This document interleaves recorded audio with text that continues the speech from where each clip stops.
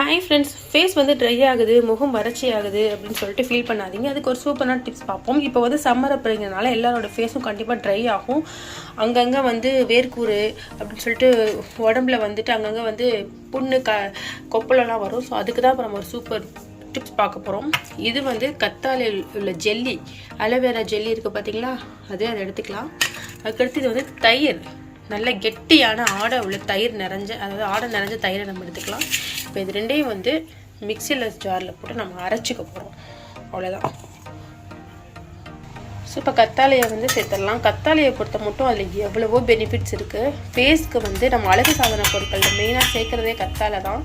முகத்துக்கு சிகப்பழகு கொடுக்கும், ட்ரைனஸை போக்கும், நாசி கிருமிகள் முகப்புறதெல்லாம் நிற்கும்.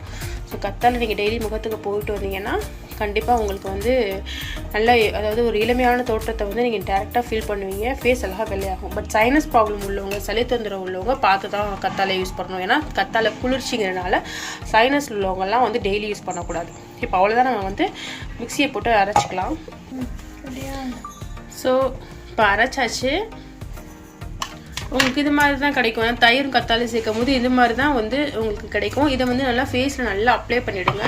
ஃபேஸில், கழுத்து பகுதியில் எல்லாத்துலேயும் அப்ளை பண்ணிவிட்டு ஒரு 30 மினிட்ஸ் நீங்கள் வச்சுருந்துட்டு அதுக்கப்புறம் நீங்கள் நார்மலாக ஃபேஸ் வந்து வாஷ் பண்ணிடலாம். இல்லை குளிக்க போகிறதுக்கு முன்னாடி கூட வச்சுருந்துக்கலாம். இதை நீங்கள் செஞ்சீங்கன்னா கண்டிப்பாக முகத்தில் வந்து ட்ரைனஸ், முகம் எரியும். பார்த்தீங்களா, சம்மர்லலாம் முகம் எரிஞ்சு பொறி பொறியாக வரும். வேர்க்குறதுனால பொறி பொறியாக வரும், கொப்பளம்லாம் வரும், ட்ரையாக இருக்கும் முகம். அவங்க வந்து இது செஞ்சிங்கன்னா முகம் வந்து ட்ரைனஸ் இருக்காது, எரிச்சல் இருக்காது, கொப்பளம் பரு அதெல்லாம் இருக்காது.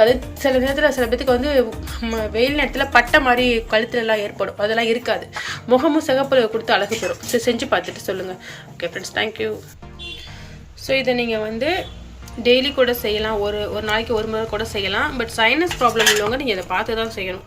அவங்களுக்கு சளி ப்ராப்ளம் இருந்தால் எனக்கு கத்தாழை குளிர்ச்சி, தயிரும் குளிர்ச்சி பார்த்து தான் செய்யணும். ஸோ நீங்கள் செஞ்சு பார்த்துட்டு சொல்லுங்கள். கண்டிப்பாக உங்களுக்கு பெஸ்ட் ரிசல்ட் கிடைக்கும்.